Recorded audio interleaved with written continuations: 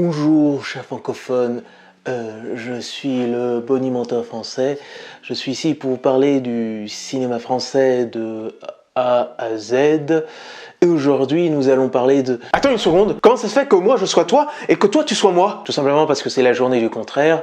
Et donc, moi je deviens le personnage principal et toi... tu deviens le caméraman. C'est comme ça que nous allons parler d'une personne qui rencontre une autre personne similaire et qui va voir qu'il est bien meilleur que lui. Donc, c'est pas de ce côté-là, mon gars.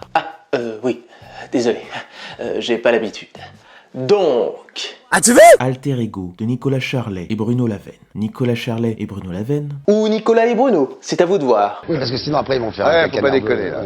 Et je reprends ma place pour ne pas trop perdre les spectateurs. J'avoue, c'est mieux. Je disais donc que ce sont deux personnes qui se sont connues très tôt dans leur vie, en seconde, ou en regardant des comédies des années 80, ils ont commencé à prendre une caméra pour faire des caméras cachées, des clips ou encore de fausses publicités. Des youtubeurs avant l'arrivée de YouTube. Puis après leurs études, ils avaient plusieurs options entre le catéchisme, le scoutisme ou l'électro. De bien gros projets, mais on va rester sur l'audiovisuel en travaillant sur des maisons de disques et des films d'entreprise dans les années 90. C'est comme ça qu'ils ont rencontré Frédéric Becbédé chez Young & Rubicam. Et si vous vous souvenez de cette vidéo, j'en ai parlé un court instant du film de ce Gugus. C'était pas très joli à voir.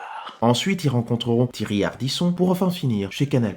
Donc ils commenceront dans le monde du détournement, comme La Classe américaine, où ils proposeront pour la chaîne Amour, Gloire et Débat d'idées, en reprenant les telenovelas vénézuéliennes, dont les personnages se déchireront sur l'actualité française et politique. Quand on regarde la politique d'aujourd'hui, je vous jure, c'est pas la telenovela qu'il faudrait détourner, mais peut-être la télé-réalité, avec un peu d'IA. Je vous jure, on voit des choses très cheloues sur les réseaux. Bref, l'année d'après, en 1998, ils proposeront à la suite de ça une autre série de sketchs de détournement plus hebdomadaire pour l'émission Nulle part ailleurs, avec message à caractère informatif. Et bien évidemment, comme pour leurs précédents travaux, les deux auteurs doubleront eux-mêmes les personnages qui sont cette fois des employés de bureau des années 70-80 à partir de véritables films institutionnels de l'époque. T'as des trésors que personne n'avait vus parce que c'était des trucs très très locaux, quoi. Grand moment culte de la télévision française, où certains se sont bien inspirés de ce concept. C'est d'ailleurs là qu'ils créeront leur univers entrepreneurial de la Cogip sur ces plus de 350 sketchs. On peut voir qu'ils ont bien compris ce qu'était l'esprit Canal. De l'époque,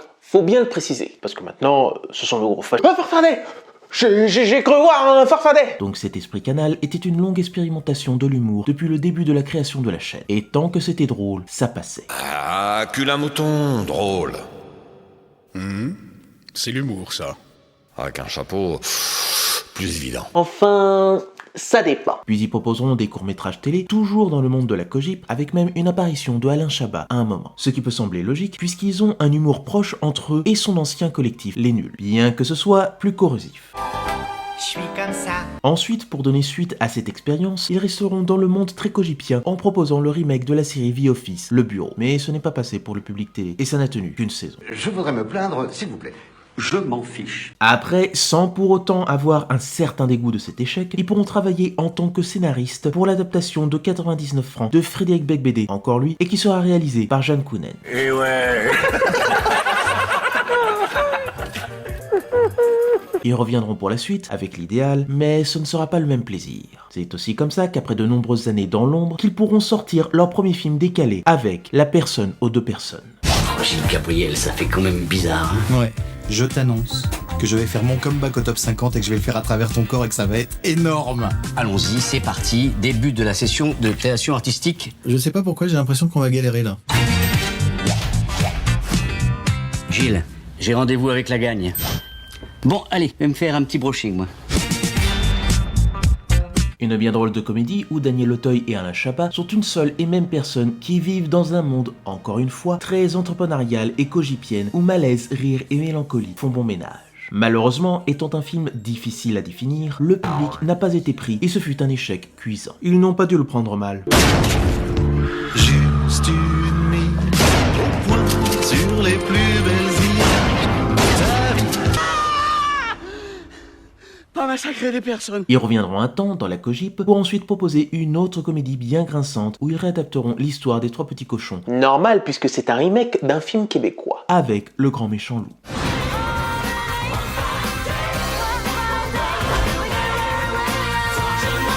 quoi ce que j'attendais pour être célibataire? Se faire larguer, non?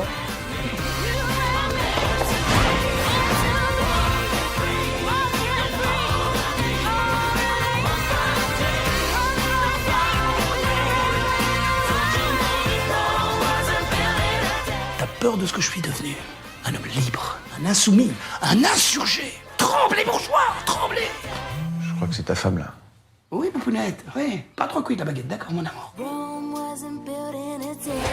Et encore une fois, ça n'a pas pris. Eh bien, au revoir. Alors c'est fini alors? Eh oui, vous êtes viré. Donc après avoir proposé un film toujours dans le grand détournement avec À la recherche de l'ultrasex, Gros délire où je ne peux vous montrer d'extrait sans que ma chaîne ne se fasse striker. et après s'être occupé de la VF de Vampire en toute intimité, puis une lecture vivante de la BD Zai Zai Zai, c'est là qu'ils reviendront derrière l'écran pour leur nouvelle réalisation Alter Ego, où ils reprendront de nouveau l'univers du double. Donc arriveront-ils à proposer une nouvelle comédie burlesque et insolite qui nous fera rire dans ce monde encore très proche de l'entreprise?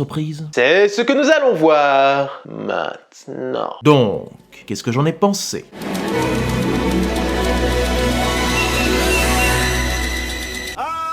Alter Ego de Nicolas et Bruno est une comédie encore une fois inhabituelle de leur filmographie où ils nous proposent une histoire assez ubuesque, du début jusqu'à la fin. Donc tout commence sur Alex qui vit pour le mieux dans sa banlieue américaine, avec sa femme et son fils jusqu'au jour où un nouveau voisin, Axel, arrive et qu'il découvre qu'il lui ressemble comme deux gouttes d'eau. Sauf que lui, il a des cheveux avec une assez grosse tignasse, un peu trop grosse pour moi. C'est là que cette rencontre va complètement bouleverser son existence. Déjà, rien que de prendre le concept du double de manière kafkaïenne où seul le protagoniste sait que cet homme est son sosie, sauf les autres, est assez captivant et drôle. Donc on peut très bien penser à la métamorphose de l'auteur.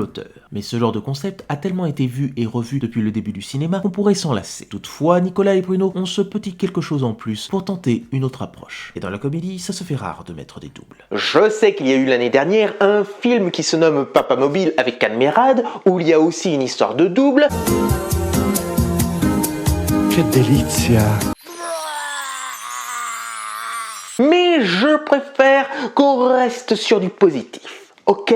Bref, passons. On peut dire que cette importance du duo se suit beaucoup dans leurs travaux. Premièrement, ils travaillent tout à deux, tellement ils sont indissociables pour chaque projet. Et deuxièmement, ça rappellera leur premier film, La personne aux deux personnes, où là aussi ils nous offraient une drôle d'aventure sur deux personnages différents à tout point de vue, mais unis, et dans le même corps. De quoi appuyer l'allégorie fusionnelle de ne faire plus qu'un à chaque travail de ce duo. Ça nous amuse beaucoup, c'est le concept du double et le fait d'avoir c'est souvent un double maléfique dans l'histoire du cinéma, de la littérature, un double intérieur, malveillant. Et là, ça nous amusait beaucoup qu'Axel Chambon, je m'adresse à toi, tu joues les deux, soit une sorte de double idéal au contraire, que ce soit une meilleure version de lui-même, d'Alex, et que Alex angoisse immédiatement parce qu'il est la pire version de lui-même. C'est un peu son profil Instagram, sa vie idéalisée, enfin qui le renvoie. Alors, ça qui est marrant, c'est que ça le renvoie à ses propres failles, à ses doutes, à ses fragilités d'homme, voilà, tout ça, il va être un petit peu chamboulé quand même. Ouais. Et donc, pour Alter Ego, où il y a même un double sens sur ce titre, en plus de la liaison entre les deux prénoms, on peut voir des différences sur la manière dont Alex et Axel vivent leur vie, mais à un moment donné, ils auront besoin l'un de l'autre jusqu'à arriver à des conséquences impossibles à résoudre convenablement. Ils sont le yin et le yang. Rien que de présenter une maison jumelle qui les colle, ça appuie le côté frère siamois. Puis ayant créé Message à caractère informatif, la société Kojip est omniprésente dans leur carrière. Cette société dont on ne connaît l'origine et qui reprend les codes de leur émission en copiant ses pubs d'entreprise des années 80, apporte une temporalité qui paraît différente de la nôtre en donnant encore plus une ambiance et un ton distordant. Ici, à la Kojip, c'est comme au ping-pong. Sauf que les balles sont des dollars et que les raquettes sont des dossiers. Quand j'arrive le matin sur les coups de 7h, 7h02, je suis comme un fou. Je m'éclate. C'est ce que j'appelle ma symbiose corporate. Je suis dans ma boîte et ma boîte est à l'intérieur de moi. Et je peux vous dire que là-haut, ils apprécient ça énormément. On est arrivé dans cette boîte, on n'a quasiment rien touché. Enfin, donc c'est une Kojip. Ça existe en fait. Sauf que la Kojip, on ne sait toujours pas ce qu'elle produit. Et les gens qui y travaillent ne savent pas ce qu'ils font. Ah ben là, c'est pas clair non plus. Si elle produit des messages à caractère informatif. Absolument, bien vu, absolument. Et ça vous vient d'où cette fascination des boîtes ringardes des années 80, cette ambiance? On a l'impression d'être un peu des rescapés, quoi. Moquette au mur et compagnie. Très jeune, on a fait plein de petits boulots, des petits stages et tout ça. Et puis on se retrouvait le soir, on se disait, Qu'est-ce que ça veut dire? On n'y comprend rien, déjà. Mais on voyait bien que tout le monde jouait un rôle, était conscient de jouer un rôle, et c'est ça qui nous amuse, en fait. Et la cogip, même dans le film aussi, c'est ça. C'est-à-dire que Alex y va, et il ne sait plus quel rôle jouer, parce que son monde s'effondre dans sa vie privée, et à la cogip, les cloisons s'effondrent aussi, il découvre l'open space. Hein. Oui, c'est au moment. Ce moment mais qui s'appelle pas open space, il y a un terme administratif. En plateau. Voilà. Bosser en plateau. Puis pour l'humour, c'est beaucoup dû à leurs comédiens qui appuient assez une exagération d'eux-mêmes pour arriver à un certain rire. Ils semblent tous jouer en gardant un masque sur eux pour cacher leurs vrais sentiments. Sauf Alex, qui semble être le seul à voir l'entourloupe. Et quelquefois, le silence arrive pour donner le malaise adéquat et avoir un sourire qui vient naturellement. Captez l'attention. Toujours capter l'attention de votre interlocuteur, d'accord? On rappelle qu'ils se sont occupés du remake de The Office. Il est vrai qu'au milieu du film, il y a comme un moment de flottement sur l'avancée des péripéties, mais on dirait que les réalisateurs nous ont entendus et qu'ils nous fracassent directement à la petite cuillère au dernier acte. Et bien que ce soit une comédie, ils ne nous laissent pas sur une bouffonnerie simpliste de chant contre chant. Ils donnent souvent des petits zooms rapides pour approfondir l'étrangeté de l'histoire. Plus on avance, plus le ton change, plus on va dans un autre genre pour arriver à un final grand guignolesque. Il y a aussi un truc qu'on a vachement travaillé qui nous plaît vraiment à chaque fois qu'on écrit un truc, c'est le mélange des genres. On adore mélanger les genres, que ce soit à l'intérieur de la comédie, faire à la fois de la comédie de dialogue, de situation, d'absurde, et puis y apporter d'autres genres, un genre plus théâtral, un genre plus spécial, plus film de genre justement, sans rien spoiler.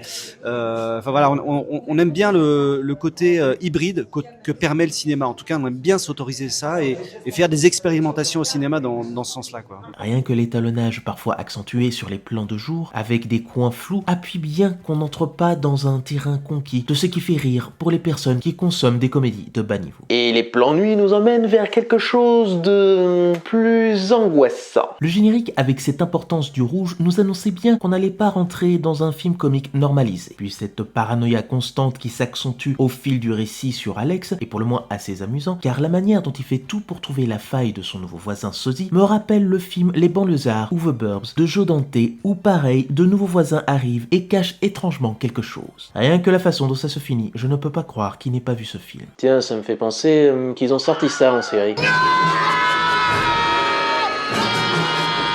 Hey, l'image numérique me pique les yeux. Puis dans ce casting, tous ont une interprétation archétypale unique. Outre certains comme le jeune Giovanni Pucci et Bertrand Goncalves, on a Zabou Bretman en chef de la cogip qui sointe une beauté épatante avec son nouveau look. C'est un petit duvet. Puis on a Marc Fraise, le collègue de bureau un peu gênant mais sympathique quand même, parce que c'est Monsieur Fraise qui nous offre des répliques assez pittoresques. La séquence de la voiture.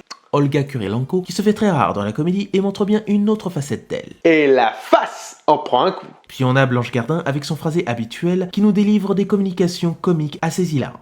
J'espère quand même que ce ne sera pas son dernier film. Et bien sûr, le meilleur d'entre tous, c'est bien Laurent Lafitte, où il ne joue pas un, mais deux personnages en arrivant bien à les différencier. Déjà, avec ce crâne chauve qui lui va ravir, il nous propulse vers autre chose qui le caractérise directement. Puis cette manière d'avoir ce sourire carnassier m'amuse et prouve encore une fois qu'il est l'un des meilleurs acteurs de sa génération, en offrant une performance magnifique dans n'importe quel genre que ce soit. Généralement, nous, quand on écrit un scénario, on s'abstient toujours de penser au casting.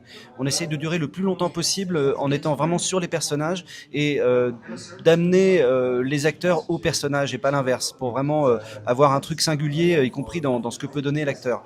Et donc on a fait pareil. De le voir tel qu'on l'a jamais vu, quoi. Exactement. Ouais, c'est ça. Ouais. Et là, on a fait pareil, mais secrètement, on commençait à penser à quelqu'un tous les deux vers la fin de l'écriture, et on s'est posé la question et on pensait exactement à la même personne, c'est-à-dire Laurent Lafitte, le seul à pouvoir incarner ces deux personnages à l'écran. Oui, parce qu'il y avait quand même un gros défi, c'est-à-dire de faire croire que techniquement, qu'il y a deux personnages différents, puisqu'il joue deux rôles, qu'il y a effectivement deux personnages différents, quoi. Et je crois que au bout de 1 minute, on est assez convaincu. C'est vraiment la force de cet acteur. Enfin, c'est dingue. Un regard, un chant, un contre-chant, et paf, tu dis ok. C'est deux fois le même. C'est deux personnages qui sont complètement différents, quoi. Et en même temps, c'est vrai qu'ils se ressemblent quand même pas mal. Mon métier, c'est le jeu. Hein. C'est pas pour rien que ça s'appelle jouer la comédie, peut-être, mais Donc c'est un peu un cliché, mais c'est vrai, il y a une notion, en tout cas, alors de jeu, je sais pas, parce que tout ça est très sérieux quand même. Mais j'ai pas l'impression de jouer, mais je prends énormément de plaisir à le faire. Je crois qu'il n'y a rien de mieux au monde que de provoquer des rires. C'est un plaisir d'acteur extraordinaire. J'ai pas d'équivalent, que ce soit au théâtre ou au cinéma. De voir que quelque chose qu'on a imaginé fonctionne et provoque cette réaction physique qu'est le rire, avec tout ce que ça apporte comme bienfait, c'est génial, quoi.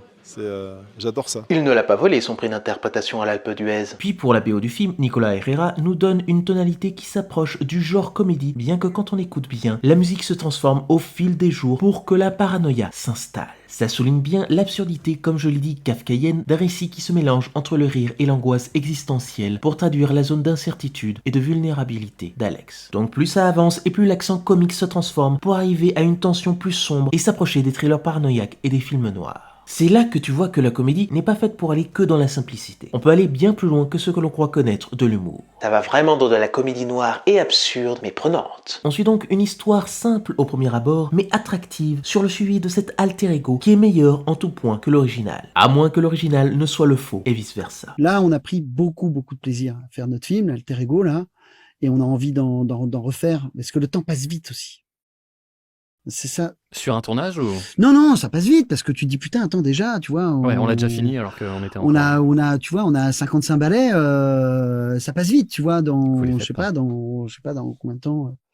On nous dira les gars, faut laisser la place aux autres, quoi. Place aux jeunes. Place aux jeunes. En même temps, c'est un métier où tu peux aller plus loin que la retraite, toi.